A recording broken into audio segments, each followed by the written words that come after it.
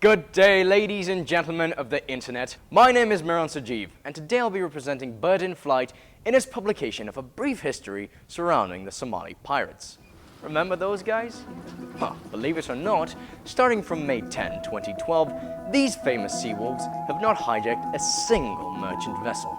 Stay with me as we embark upon the history of these pirates' downfall. Let's begin with what coerced the Somali into piracy in the first place. By 2005, when pirates hijacked the first big international vessel in the Gulf of Aden, the war in Somalia had been going on for 30 years.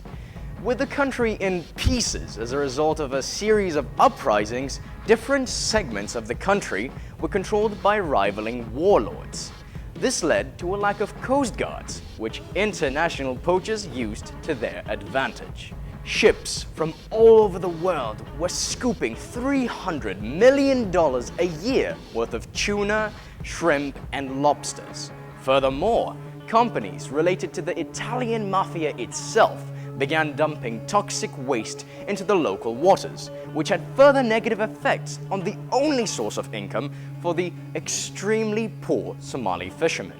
After failed attempts of taxing these waste throwers and fish stealers, the Somali fishermen undertook a far more profitable course of action, albeit an illegal one: piracy.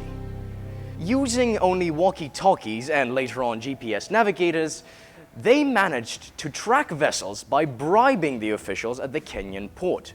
Using only 2 wooden boats with outboard motors that propelled them up to 24 knots, meaning about 46 kilometers an hour, these pirates aimed to catch up with freighters and tankers alike in international waters. After forcing the captain to slow down by firing off a couple of warning shots from their rusty Kalashnikovs and threatening the deckhouse with a grenade launcher, the pirates look for a deck low enough to throw up a ladder and climb on. From there, they take over the captain's bridge and threaten passengers with weapons before leading the vessel to their harbor. But if the ship has a deck of, say, higher than 8 meters and can go faster than 18 knots, meaning about 33 kilometers an hour, it stays unassailable. In reality, it was very rare that Somali pirates moved from threats to actual violence. Between 2008 and 2012, when they hijacked a total of 170 vessels and held captive 3,400 crew members, they killed only 25 sailors. Another 37 starved to death or committed suicide in captivity. But if we take a look at Somali pirate activity as though it were, say, a business model, we'd see that 2010 was their most profitable year. The ransom for 47 hijacked ships totaled in about $238 million. Most of this revenue would have gone to the investors in the pirating expeditions, meaning the local clan leaders and the craft owners themselves. In fact, a regular pirate received only $30,000 to, at best, $70,000 from an average ransom of $2.7 million. Furthermore, actual negotiations with vessel owners could go on for several months, during which time the pirate crew lived on the ship itself, allowing for the investors in pirating activities to deduct the cost of food, communication, prostitutes, and even kath, a local drag that pirates used to pass the time. This had many of the pirates return home with, at best, $20,000. But even this is a substantial amount of money for a country where the average income is $300. Let's move on to how they affected international economy. Somali pirate successes got a lot of coverage in the media. In fact, you may have seen the film starring Tom Hanks as Captain Phillips, based on the April 2009 hijacking. The unit of special forces that dealt with pirates in that case went on to partake in the operation that resulted in Osama bin Laden's death. But to get back on track, what the media coverage did was create the impression of a serious threat to the international shipping industry. In reality, not fewer than 21,000 merchant ships travel annually from the oil states of the Persian Gulf to Europe and then back past Somalia.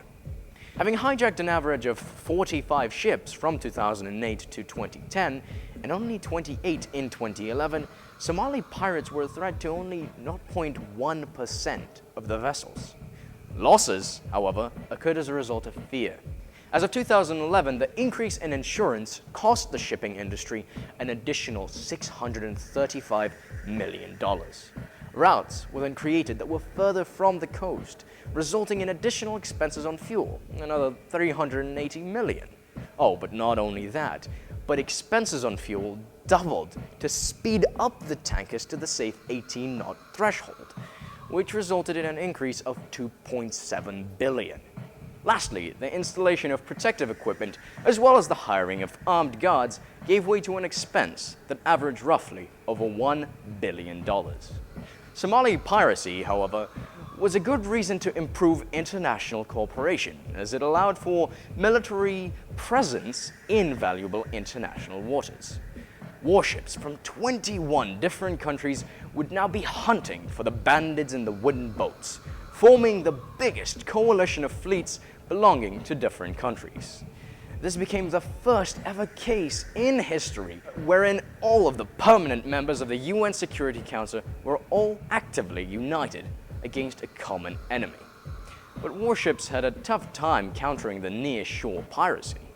In fact, in a year that they started patrolling in 2008, the number of attacks on merchant ships increased twofold. So what actually solved this pirate crisis?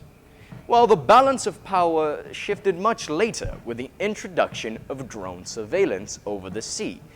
But even that wasn't enough to deal with pirates in time. Instead, our victory on the shore comes in the form of a private initiative, one that was paid by one family, the Al Nahyans. This ruling family of the Abu Dhabi Emirate took the threat to the tanker fleet very seriously and sought out an army. Failing at first as they realized that Muslims don't want to kill other Muslims, they hired Eric Prince, a former CIA agent and the creator of Blackwater, a leading international military company that has now been renamed to Academy. Using the $50 million provided by the royal family, Prince oversaw the formation of a special unit called the Puntland Maritime Police Force, comprised of mercenaries from South Africa, who've been through thick and thin and are experts at guerrilla warfare. A party of 1,000 soldiers who had both sea and air vehicles at their disposal managed to destroy the ground bases of the Somali pirates throughout Puntland, bringing an end to their entire business operation in merely 2 years. In 2010, the largest jail for pirates, as funded by the UN, which can house up to 500 inmates, opened up in Puntland's capital of Garowe. It is now filled to capacity. According to Robert Young Pelton, author of License to Kill, Hired Guns in the War on Terror, the Somali pirate crisis was dealt by individuals that we would call pariahs.